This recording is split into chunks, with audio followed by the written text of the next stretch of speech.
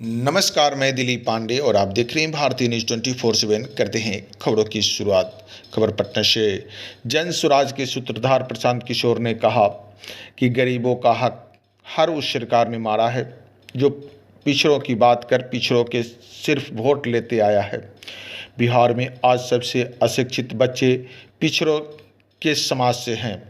अपने भागीदारी की मांग सत्ता में है, लेकिन आपको भागीदारी मिल कहाँ रही है? गरीबी और भुखमरी में।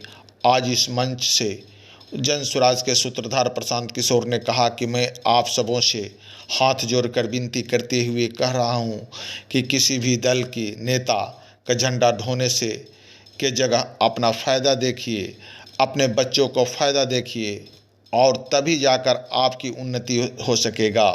उन्होंने कहा कि साल 2025 के विधानसभा चुनाव में पहली बार आप देखेंगे कि किसी राजनीतिक प्लेटफॉर्म से कम 75 लोगों को आपके अति पिछड़े समाज से विधायक का चुनाव लड़ने का मौका मिलेगा। पिछड़े समाज के लोगों को अगर चुनाव लड़ाएंगे तो चुनाव लड़ाने की तैयारी भी कराएंगे और उसके पीछे जन स्वराज अपनी पूरी ताकत और व्यवस्था लगाएगा। ये आपको मैं आश्वासन देता हूँ। यह उक्त बातें जन स्वराज के सूत्रधार प्रशांत किशोर ने क्या कुछ कहा। नमस्कार। 2025 के चुनाव में देखेंगे पहली बार किसी एक राजनीतिक प्लेटफॉर्म से कम 75 आपके समाज के लोग विधायक का चुनाव लड़ेंगे। कम से कम 75 आदमी चुनाव लड़ेगा और मन से आपको दावा कर रहे हैं कि अगर जो दल और नेता आपका रहनुमा होने का दावा करता है, जरा उनसे पूछ लीजिए और उनको चुनौती भी दे रहा हूं, अगर उनमें दम है तो आपके 75 लोगों को लड़ा कर दिखा दे। कोई नहीं लड़ा सकता है। और ये टिकट देने की घोषणा नहीं है, ये टिकट देने की घोषणा नहीं है। आपके समाज के अगर 75 लोगों को लड़ाएंगे तो लड़ाने की तैयारी भी कराएंगे और उसके पीछे लड़ने की पूरी साधन की भी व्यवस्था करके देंगे। ये आपको आश्वासन देकर जा रहे हैं। कर्पूरी ठाकुर जी के जन्म शताब्दी के समारोह में एक और घोषणा मैं करना चाहता हूं। मेरी समझ से किसी भी समाज के बेहतरी का सबसे ताकतवर और इफेक्टिव जरिया है शिक्षा।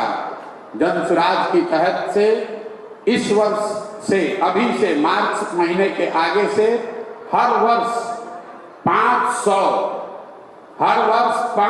अति पिछड़ा समाज के बच्चों को जन स्वराज अपने खर्चे पर, मेधावी छात्रों को पढ़ाने का खर्चा जन स्वराज से दिया जाएगा। दल की ओर से मतलब करीब हर जिले से 10 से 12 मेधावी छात्रों को, जिसको आपकी मदद से कंपटीशन के आधार पर चुना जाएगा, उनको आगे पढ़ाने की, खासकर कॉम्पिटिटिव एग्जाम्स में, नौकरी के एग्जाम्स में उनको कोचिंग के लिए उनके पढ़ाई की व्यवस्था का पूरा खर्चा जन स्वराज की ओर से उसको उठाया जाएगा। मेरा आपसे अनुरोध ये है, एक बार चाहे आधी पेट खाइए लेकिन अपने बच्चों को पढ़ाने पर पैसा खर्च कीजिए। अपने बच्चों को जब तक आप पढ़ाएंगे नहीं तब तक किसी भी हालत में, किसी भी व्यवस्था में आपका और आपके बच्चों की तरक्की नहीं हो सकती है, उनको आगे नहीं बढ़ सकते हैं। नेताओं का नारा लगाने से बात नहीं बनेगी।